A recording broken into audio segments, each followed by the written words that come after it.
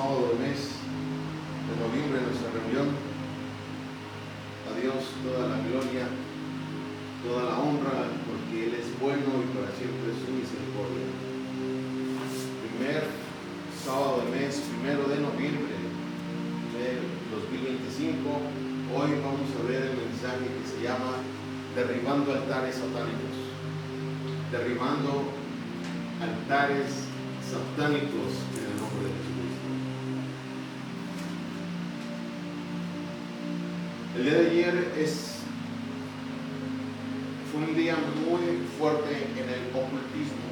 El día de ayer, 31 de octubre de este año 2025, fue un año muy fuerte a nivel satanismo, donde los satanistas se reunieron a nivel mundial, después de haber ayunado cerca de 40 días.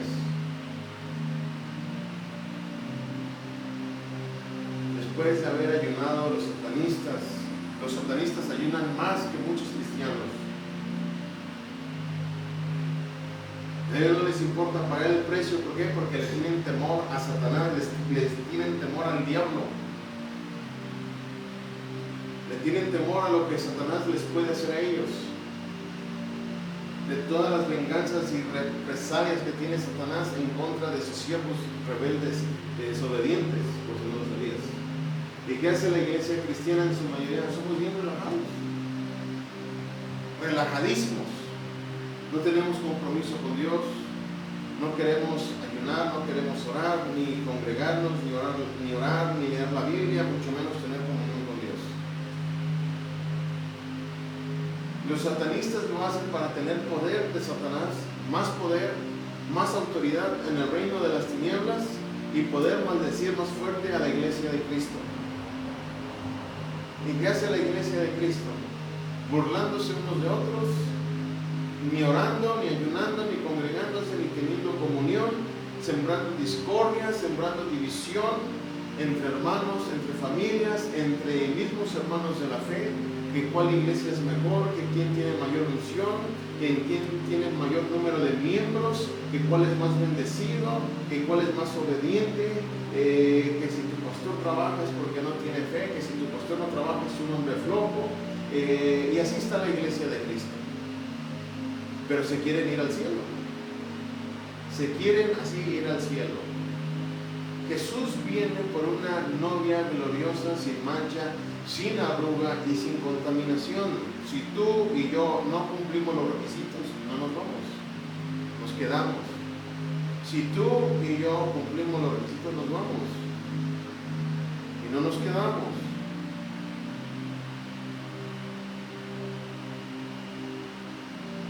Y eso es bueno.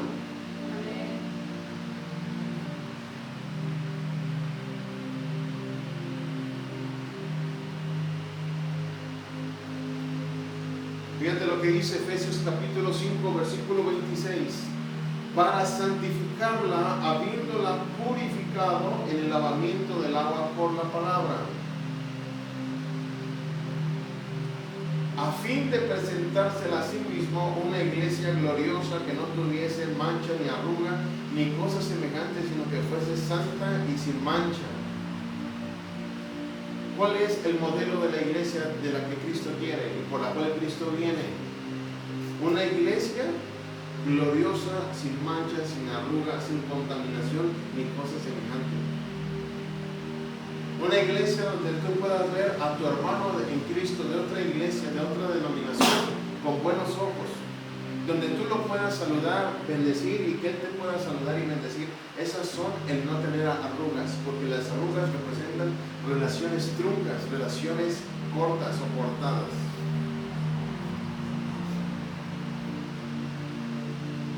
Y así estamos hoy en día en la iglesia de Cristo. Esa es la condición carente de la iglesia de Cristo. Por eso a mí me da mucho gusto haber visto a un evangelista que se llama Steven. Y ahora que fuimos a Colombia, doy la gloria a Dios. Porque los pastores, el pastor, sí lo voy a mencionar y lo voy a honrar y lo voy a bendecir. El pastor Luis Madera y su esposa, la profeta Ana Barreto. La verdad son grandes hombres de Dios, grandes siervos de Jesucristo. que tienen un corazón muy noble, un corazón de amor, un corazón de misericordia, un corazón de bondad, un corazón de servicio.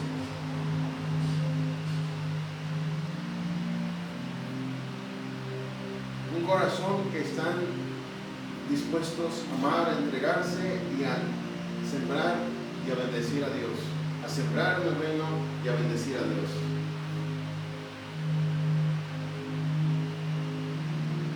Son grandes hijos de Dios, son grandes en el reino. Para Jesús, un grande en el reino no es aquel que tiene una iglesia grande.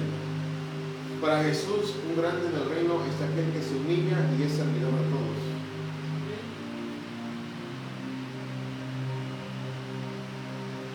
Para el mundo puede ser pequeño, pero para Jesús es grande. Pero la iglesia cristiana somos bien relajados. No nos preocupamos si oramos, si ayunamos, si nos congregamos, si estamos bien con Dios. No nos preocupamos de nada.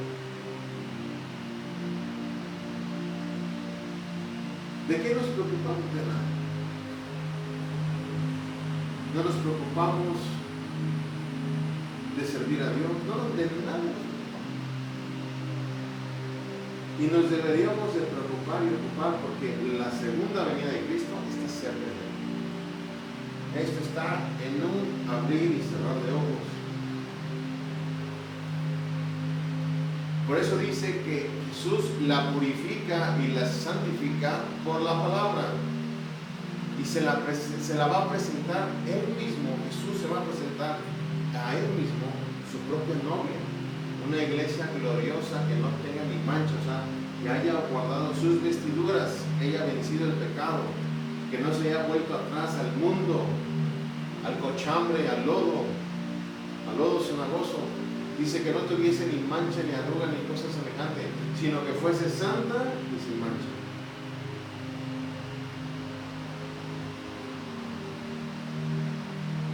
Son pocos los ministros de Dios que no tienen envidia de que Dios use a otros más que a ellos. Son pocos los ministros que Dios está trabajando en sus vidas.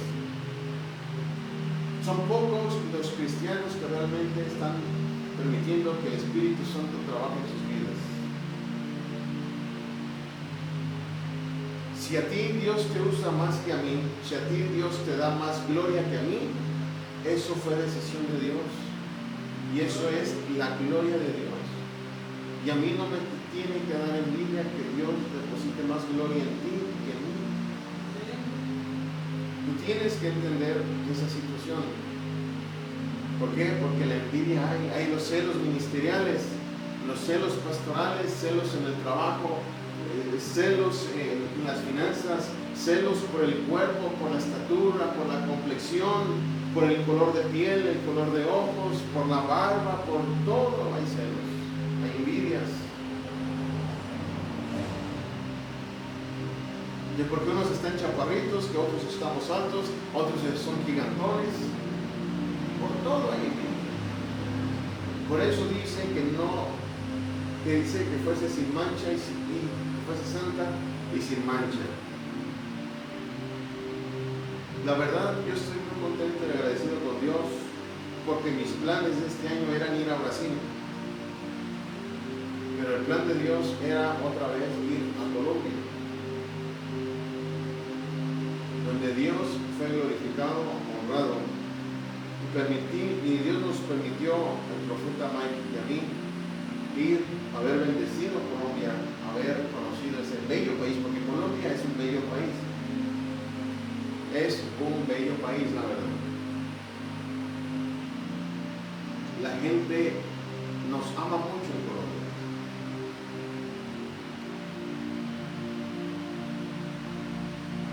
Y Dios bendiga al pastor Luis Madera y a su esposa, la profeta Ana Barreto.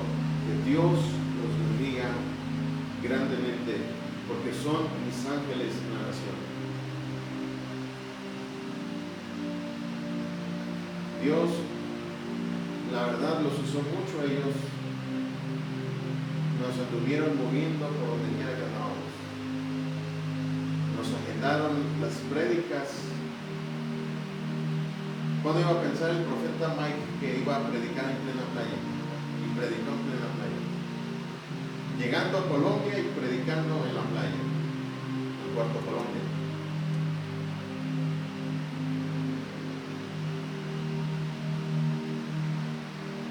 ¿Y cuándo íbamos a pensar que íbamos a ministrar en otra playa? En Cartagena.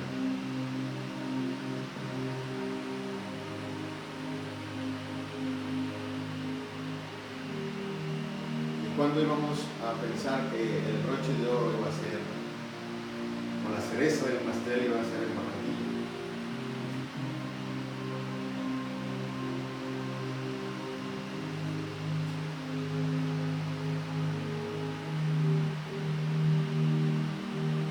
Vamos a entender lo que nos dice la palabra de Dios. Esto tiene que ver, este mensaje, con lo que ya pasó. Del jueves a la noche y la madrugada del viernes, la noche del viernes a la madrugada de hoy sábado. Es más, quiero que sepas que todavía en el calendario satanista no se acaba, porque es, si mal no me equivoco, hasta el 10 de noviembre. Siguen haciendo rituales, siguen haciendo sus misas y sus consagraciones. Ahora, ¿por qué? Porque el 31 de octubre Satanás lo mató para su reino. Nosotros, como hijos de Dios, la fecha y festividad que tenemos que celebrar del 31 de octubre es reconocer que en el año 1517, del 31 de octubre, un hombre llamado Martín Lutero, por revelación del Espíritu Santo y porque él anhelaba la llenura del Espíritu Santo y la revelación de la palabra, que el Logos se hiciera un rema en su vida, él es revelado y le da al Espíritu Santo las tesis que clavó en la Catedral de Gutenberg en Alemania, donde dice que la salvación es por gracia, y de acuerdo a Efesios 2, 8 y 9 nos dice que la salvación es por gracia. ¿Qué hizo el Espíritu Santo? Restablecer, reestructurar lo que se había perdido, levantando un hombre, a un caudillo, lo puedo decir así, a un líder llamado Martín Lutero, el 31 de octubre de 1517, donde personas nobles de alta jerarquía en la sociedad, personas pudientes, adineradas, llamándose en aquella época, fueron y abrazaron lo que el Martín Lutero promulgó en la Catedral de Gutenberg, las 90 tesis. Y escúchame muy bien, esas tesis, cuando las leyeron y las abrazaron, de ahí se formó la protesta de hombres adinerados de Alemania, hombres que estaban en la jerarquía de la sociedad y hombres también sin dinero, que creyeron lo que Martín Lutero estaba clavando en la Catedral de Gutenberg. Entonces de ahí se forma la protesta, la marcha que se hizo, la protesta, y de ahí muchos hoy en día, nosotros que creemos en Cristo, nos han mal dicho con el frase o el término protestante. De ahí se originó el término protestante. Ahora, nosotros tenemos que entender que en el mundo del ocultismo y del satanismo, el día de ayer fue la fiesta más solemne para ellos, donde maldicen a la iglesia de Cristo, donde maldicen al cuerpo de Cristo, donde envían sus maldiciones, sus misas negras, magia negra, magia gris, azul, violeta, blanca, verde, de todos los colores que hay, y donde empiezan a hacer sus macumbas, sus cumbas, sus entierros, sus palos mayimbe, sus santerías, sus entierros, sus vudús, sus maleficios, sus altares en muchos lugares donde la Biblia nos habla, y hoy vamos a entenderlo porque debemos de derribar los altares satánicos en el nombre de Jesucristo. Vamos conmigo a la Biblia, a Números capítulo 22, versículos del 5 en adelante. Nos habla la palabra de Dios acerca de un profeta llamado Balaam. Balaam fue un profeta de Dios, pero fue un profeta que se corrompió por recibir ofrendas, por recibir presentes, por recibir dádivas, pero fue inicialmente un profeta genuino de Dios. No te dice aquí en la Biblia que fue un falso profeta, te dice el profeta Balaam. Quiere decir que hay muchos ministros que son reales y genuinos, pero que en su corazón, muy en el fondo, hay cierta corrupción y perversidad que se pueden corromper por dádivas, por presentes, por ofrendas, por dinero. El ministerio no es para corromperse. La unción del Espíritu Santo no es para corromperse. Dice, por tanto envió mensajeros a Balaam, hijo de Beor, en Petor, que está junto al río en la tierra de los hijos de su pueblo, para que lo llamasen diciendo, un pueblo ha salido de Egipto y aquí cubre la faz de la tierra y habita delante de mí. Ven pues ahora, te ruego, maldíceme este pueblo, porque es más fuerte que yo, quizá yo pueda herirlo y echarlo de la tierra, pues yo sé que el que tú bendigas será bendito y el que tú maldigas será maldito. Fueron los ancianos de Moab y los ancianos de Madián con las dádivas de adivinación en su mano y llegaron a Balaam y le dijeron las palabras de Balac. Un hombre llamado Balac se comunica con Balaam y le lleva dádivas de adivinación. ¿Por qué? Le llevaba presentes, regalos de corrupción, de rebeldía, para que él se corrompiera y pudiera maldecir, porque él estaba reconociendo, al que tú bendigas será bendito y al que tú maldigas será maldito. Pero ¿cuál era la intención de Balac? Maldíceme este pueblo porque es mucho más fuerte que yo. Ahora, seguimos. Él les dijo, reposad aquí esta noche y yo os daré respuesta según quién el Señor me hablare. Está hablando de un verdadero profeta. Según el Señor me hablare, así los príncipes de Moab se quedaron con Balaam. ¿Qué es lo que pasa? Vinieron a corromper a un profeta.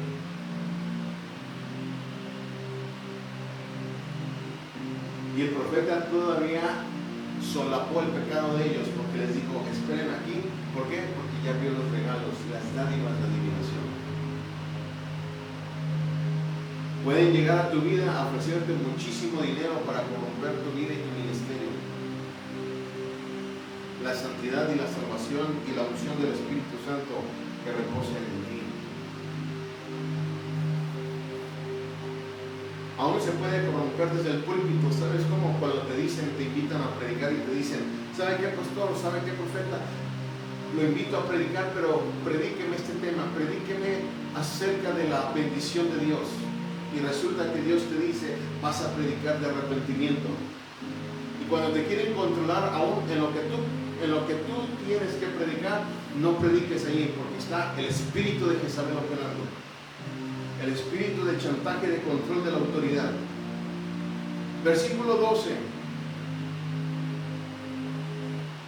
Fíjate lo que dice en el versículo 12 de ese mismo capítulo.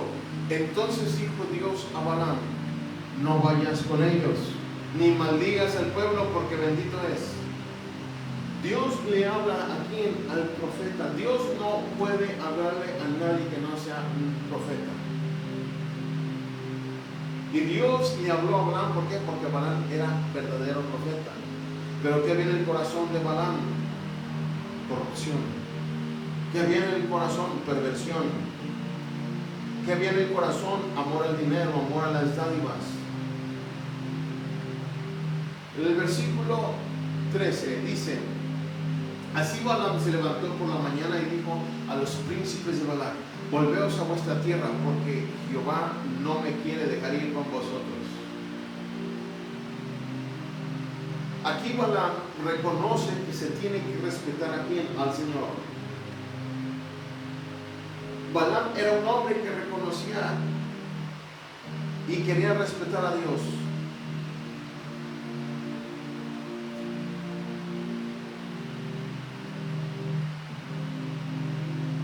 Versículo 16.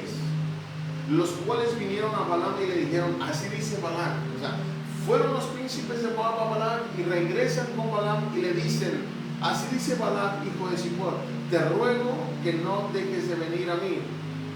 Nuevamente establece la comunicación con ellos y dice, porque sin duda te honraré mucho y haré todo lo que me digas. Ven pues ahora y maldíceme a este pueblo.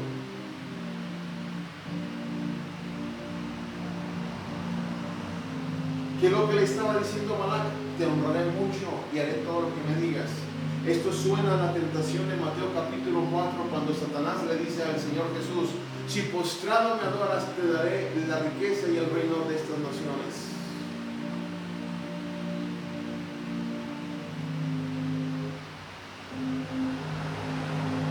Versículo 19. Bueno, versículo 18, fíjate lo que dicen. Y Balaam respondió y dijo a los siervos de Balac: aunque Balac me diese su casa llena de plata y oro, no puedo traspasar la palabra de Jehová mi Dios para hacer cosa chica ni grande. Os ruego por tanto ahora que reposéis aquí esta noche, para que yo sepa qué me vuelve a decir Jehová. Otra vez vuelve a consultar a Dios este Balaam. ¿En qué? En señal de rebeldía.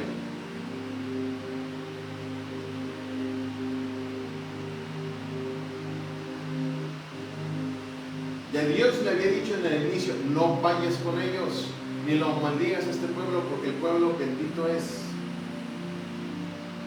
Versículo 22.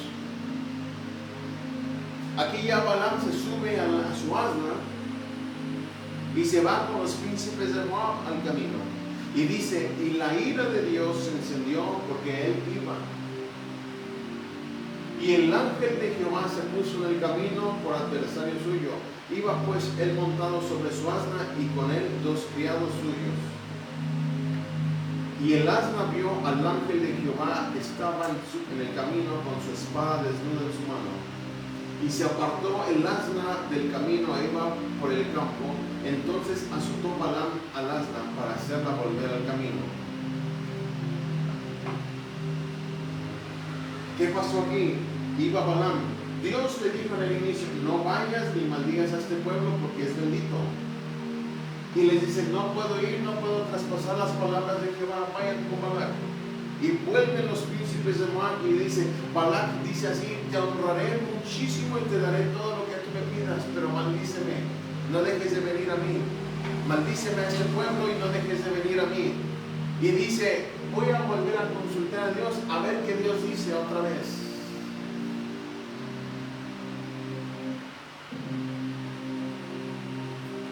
Y él decide ir, Balaam, en su propia determinación,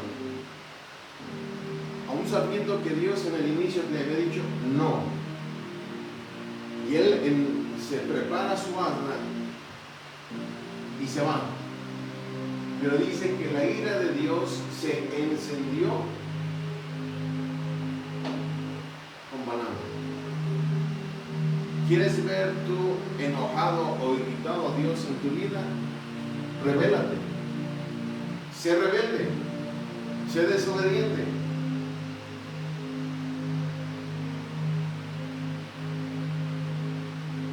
Dios establece juicios en las naciones, en la tierra. ¿En qué momento Dios establece juicios? Cuando Dios habla y envía pregoneros, hijos de su reino, a ciertos lugares, a ciertas ciudades, a proclamar el arrepentimiento, la misericordia y la salvación de Dios.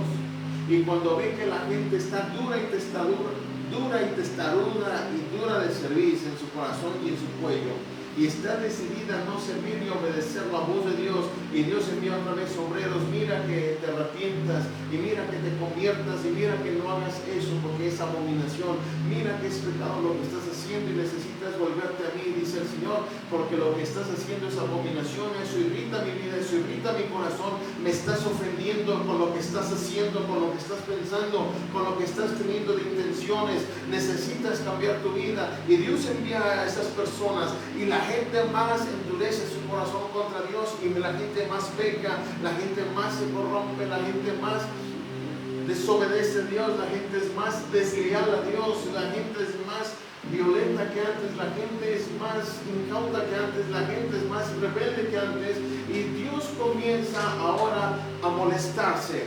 ¿Qué es lo que pasa? Dios de repente, cuando ve que estás decidido a no arrepentirte ni a cambiar tu vida ni tu corazón, Dios llega un momento donde determina: lanzar una advertencia.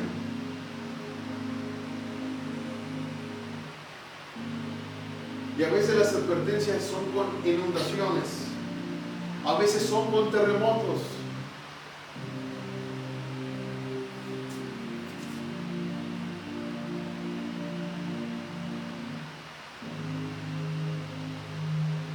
Y dice que Dios envió a su ángel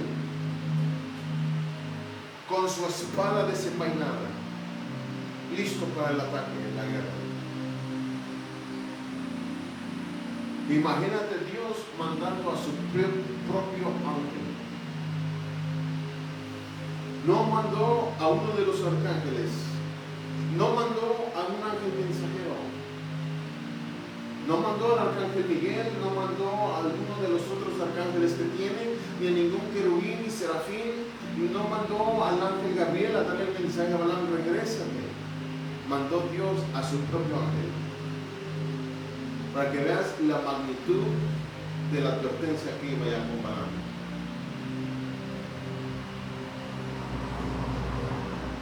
Y llevaba la espada desnuda, quiere decir que ya era, la espada es un instrumento de muerte.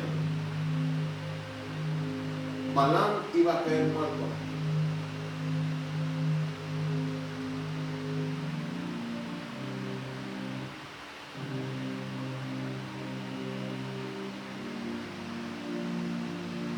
¿Y qué iba haciendo Balaam? Iba pegándole a la burra, porque no quería caminar. La burra vio, el asna vio al ángel del Señor con la espada en su mano. Y cuando el asna ve al ángel del Señor, la burra se bloqueó y se frenó. Y esta se agachó. Y Balaam, tan duro y testarudo, y tan rebelde, tan contumaz, le pegaba para que avanzara. ¿Quién se arrepintió primero? La burra. Y hizo que la burra nunca escuchó la voz de Dios que le dijo: no vayas ni maldigas a este pueblo, porque bendito es. Por eso dijo Jesús, el Hijo de Dios, dijo que muchas mujeres de mala fama, cuando escuchan a Jesús y se arrepienten y se convierten, alcanzan más misericordia y entran más pronto al reino de Dios que aquellos que se creen santos y no reciben a Jesucristo.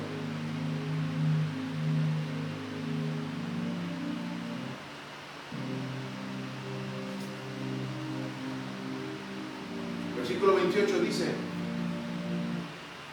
entonces Jehová abrió la boca del asna, la cual dijo a Balaam: ¿qué te he hecho que me has azotado estas 3 veces?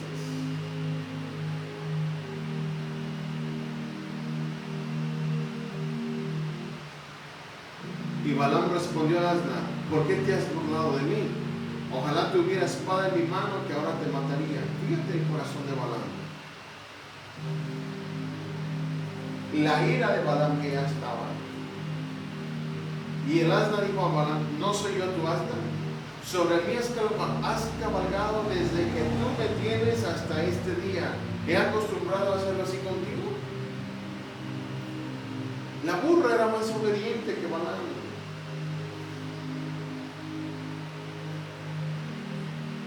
Y él respondió: no. Entonces Jehová abrió los ojos de Balaam y vio al ángel de Jehová que estaba en donde, en el camino, y tenía su espada desnuda en su mano. Y Balaam hizo reverencia e inclinó su rostro.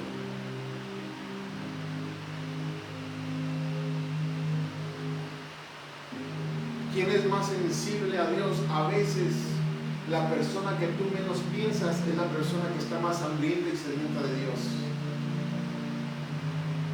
Y es la persona que más se arrepiente. Sigamos.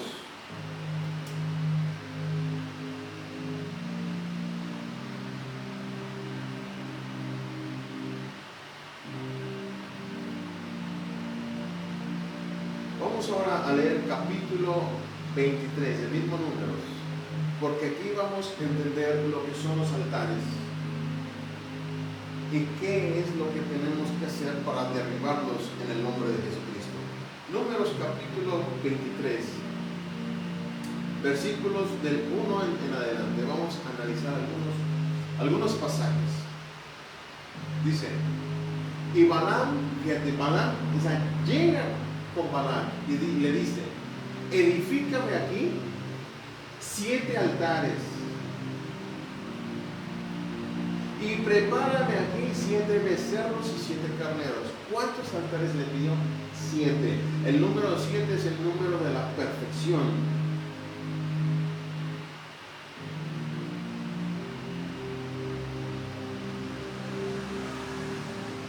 Y Balac hizo como le dijo Balaam, y ofrecieron Balac y Balaam un becerro y un carnero en cada altar. ¿Qué hicieron? Sacrificios. En cada altar quiere decir que hubo 7 sacrificios, 7 altares. Y Balaam dijo a Balac, ponte junto a tu holocausto y yo iré, quizá Jehová me vendrá al encuentro y cualquier cosa que me mostrare te avisaré. Y se fue a un monte, ¿dónde? Descubierto. ¿En dónde hicieron los sacrificios? En el monte descubierto. ¿Y qué es el monte descubierto? ¿Qué es el monte descubierto? Es un lugar tan alto, escúchame muy bien, que en las alturas, junto con la naturaleza, surge una como conexión en el mundo espiritual. ¿Por qué crees que nuestro Señor Jesús iba al cerro a orar?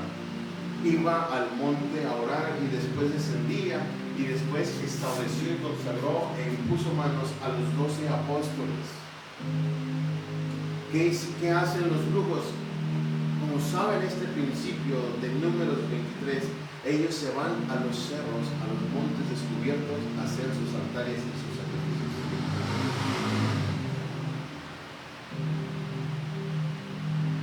¿Cuántos altares y cuántos sacrificios hicieron? 7 altares y cada altar con su respectivo sacrificio.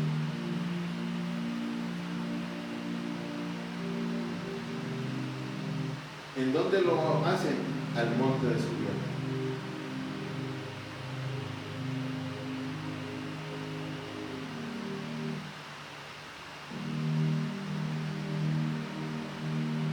Versículo 7, nos vamos a ir un poco más a prisa. Dice, y él tomó su parábola y dijo, de Aram me trajo Balac, rey de Moab. De los montes del oriente, ven, maldíceme a Jacob, ven y execra a Israel. Fíjate qué barbaridad estaba diciendo Balac y qué barbaridad, qué atrocidad estaba pidiendo Balac. Execra. Bueno, primero te dice maldíceme. ¿A quién? A Jacob.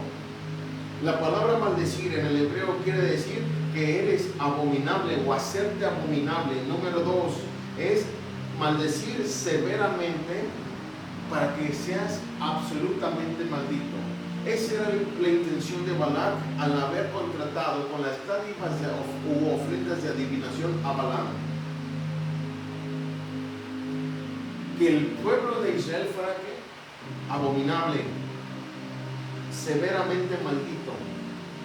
Ahora fíjate, nos habla la palabra execra a Israel.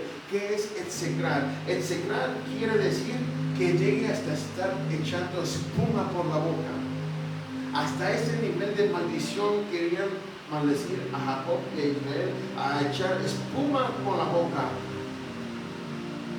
a que fuera un país, una nación, un hombre, una iglesia y un pueblo detestable, que todo el mundo se enojara contra ellos, que fueran desagradados y que fuera un pueblo lleno del ardor, del enojo y del furor, que todo el mundo se indignara contra ellos y que cayera la ira y fuera un pueblo soberbio. Eso es execrar. ¿Te imaginas el nivel de maldición que deseaba Balac sobre Israel?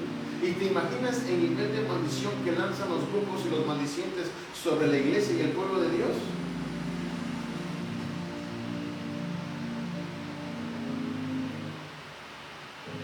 ¿Desde dónde? Desde el monte descubierto.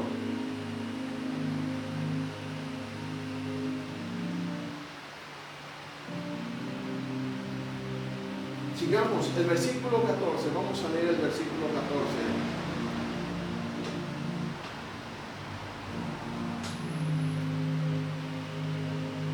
y lo llevó al campo de Sofim, a la cumbre de Pisga, y edificó 7 altares y ofreció un becerro y un carnero en cada altar. Fíjate muy bien. Primero fue, ¿en dónde? En el monte descubierto. Y ahora es acá, ¿en dónde? En el campo de Sofim, en la cumbre de Pisga. Otros 7 altares y otros 7 becerros y 7 carneros. No se conformaron con maldecir desde el cerro. Ahora están en la cumbre de Pisga, en el campo de Sofim. ¿Qué es el campo de Sofim?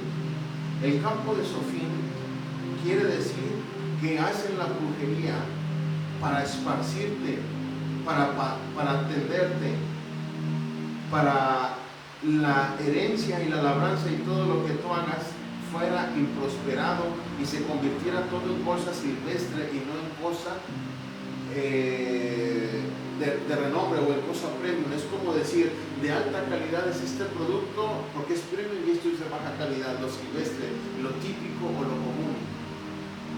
Quiere decir que cuando está lo típico o lo silvestre en el campo de Sofim, quiere decir que hay una maldición, hay altares en tu vida que no se han quebrantado y se tienen que quebrantar en el nombre de Jesús. Cuando todo lo que tú haces es silvestre, cuando todo lo que en tu territorio, en tu empleo, en tu negocio es silvestre, cuando no te puedes extender o esparcir, es porque estás en el campo de Sofim atrapado bajo altares satánicos.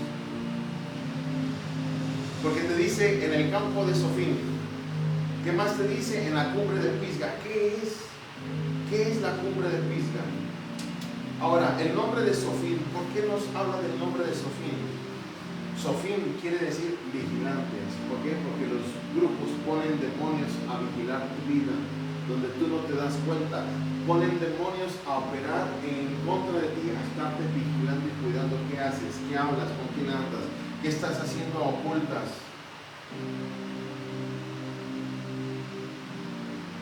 Sofim es un lugar literalmente cerca del Mar Muerto. ¿Para qué lo hacen? Para que tú quedes inclinado y subyugado a la distancia, para que todo el mundo te vea como distante, para que todo el mundo te comience a rechazar, para que todo el mundo te comience a menospreciar. ¿Cuál es la finalidad de todo esto? ¿Cuál es la finalidad de todo esto? Escúchame muy bien. La finalidad de todo esto es para que no te puedas extender, para que puedas estar tú subyugado, para que tú puedas estar dividido y para que no puedas mirar a Dios. Eso significa la cumbre de Pisga. Estar subyugado, estar quebrado, es estar quebrado, es estar dividido, coartado y no puedas ni contemplar ni mirar.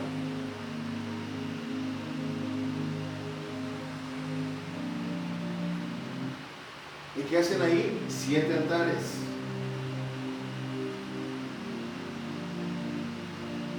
Vamos a leer el versículo 23, el versículo 20, perdón.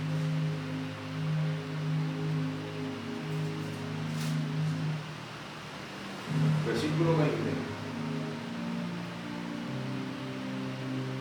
He aquí, he recibido orden de bendecir, él dio bendición y no podré revocarla. ¿Qué es lo que pasa? Que cuando Dios dice hay bendición, para que haya bendición, escúchame muy bien, ¿cuál fue la orden de Dios? Bendice, mas no maldice. A pesar de que hicieron sus altares y en cada altar hicieron sus invocaciones. Balaam decía, voy a invocar a Jehová mediante estos altares, pero realmente Balaam lo que hacía era invocar a sus espíritus territoriales. Ahora, la palabra bendecir que aquí nos habla en Números 23:20, he dado la orden de bendecir. ¿Él dio qué? Bendición. La palabra bendecir en el hebreo es barak y quiere decir bendecir a Dios, en adoración a Dios, que tú adores a Dios, al Rey de Gloria, pero que tú te arrodilles ante Él. Ojo aquí, este es el principio de Dios. Si quieres que no te lleguen las brujerías y quieres caminar la palabra de Dios en fidelidad y en lealtad, y quieres siempre estar con la custodia angelical de Dios, bajo el sello del Espíritu Santo, con la sangre preciosa de Jesucristo en tu vida, todos los días de tu vida, y no quieres que ninguna maldición, aunque te levanten altares, aunque te levanten sacrificios en contra de tu nombre, en contra de tu vida, y quieres estar bajo la bendición de Dios, como aquí dice. ¿Sabes qué es lo que es Barak? Significa arrodillarse ante Dios, humillarse ante Él. Quiere decir que cuando tú te humillas ante Él, cuando tú doblas tu rodilla ante Él, tú estás doblegando tu vida y tu corazón, estás venciendo el orgullo, estás venciendo la carne y estás arrodillándote, humillándote ante Él de una forma tan poderosa que lo que haya lanzado para blasfemar, lo que haya lanzado para maldecirte, para distanciarte, para proferir en contra de tu vida, no prospera. Pero cuando te arrodillas. Si tú no te arrodillas y hay orgullo en tu corazón, eso va a prosperar. Pero si tú te arrodillas ante Dios y oras a Dios de rodillas,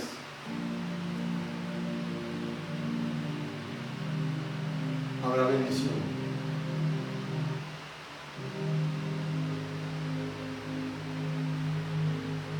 Y dice, y no podré ¿qué? Revocarla. Los brujos pueden revocarla cuando tú no te arrodillas a Dios. Los brujos pueden suspender tu bendición cuando hay orgullo en tu vida y no te arrodillas ante Dios. Pero cuando tú te arrodillas ante Dios, que hay el Barak en tu vida,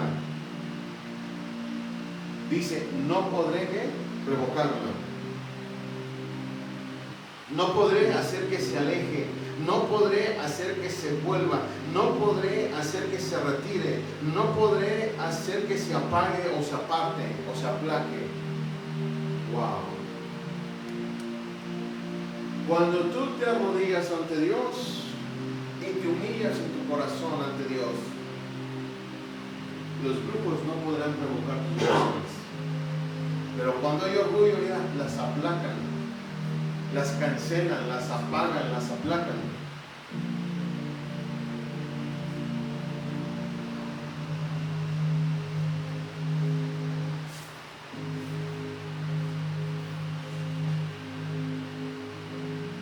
Versículo 23.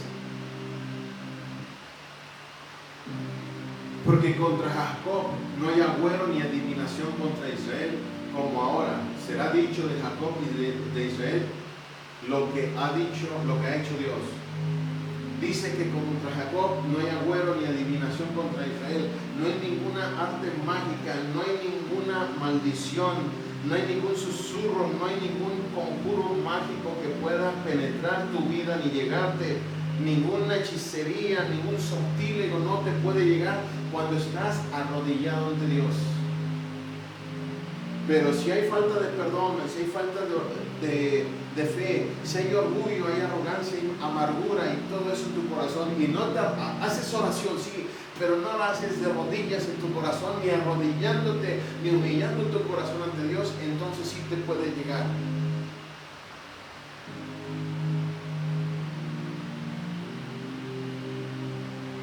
¿Por qué? Porque hay muchos cristianos que dicen, ay pastor, yo tengo la armadura de Dios, y hasta le hacen así, mira. Yo tengo la armadura de Dios, yo no sé, sí, la traes pero agujerada, hermano. El diablo lanza sus ataques, sus boquetes, sus lanzas, y te traspasan y llegas.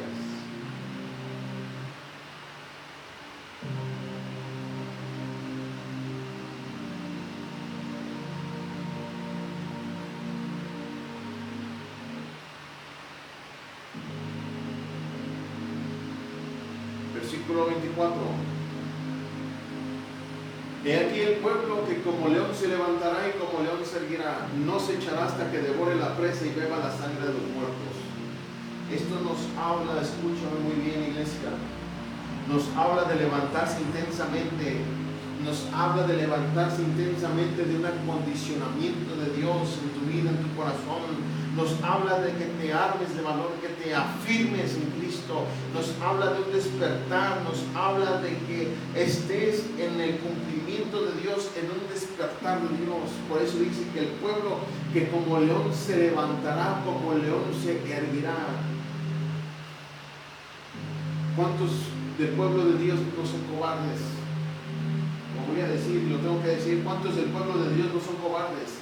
Les da miedo las liberaciones, les da miedo hacer guerra espiritual, les da miedo predicar de Jesucristo a las personas por el que dirán, o el ser perseguidos, o el ser maltratados, o el que los difamen en las redes sociales. Les da miedo. ¿Por qué te da miedo? Entonces quiere decir que si te da miedo, no confíes en Cristo y no tienes comunión con Cristo, porque Dios da espíritu de poder, de amor y de dominio propio, y el perfecto amor echa fuera el temor.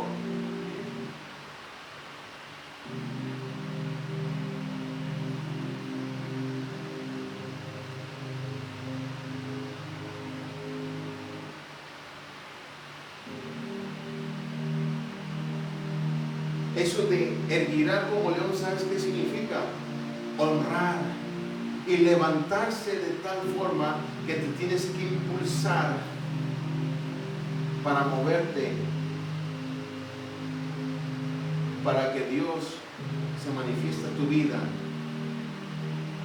y para hacerte subir y sustentar en todo momento. El levantarte como león y el erguirte como león significa que ya no eres vulnerable.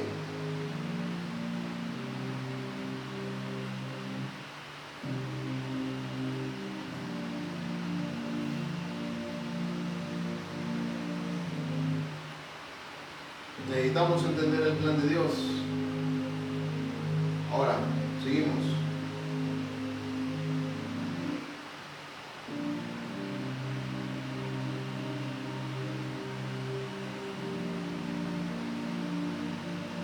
Versículo 27 dice: y dijo Balac a Balaam, te ruego que vengas, te llevaré a otro lugar, por ventura parecerá bien a Dios que desde ahí lo maldigas.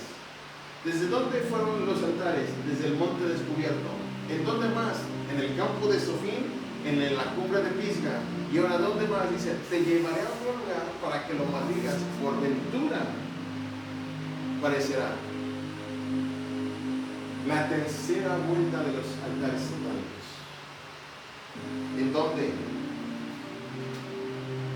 ¿En dónde crees?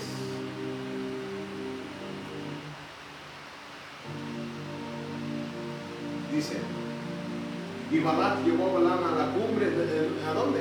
A la cumbre de Peor, que mira hacia el desierto.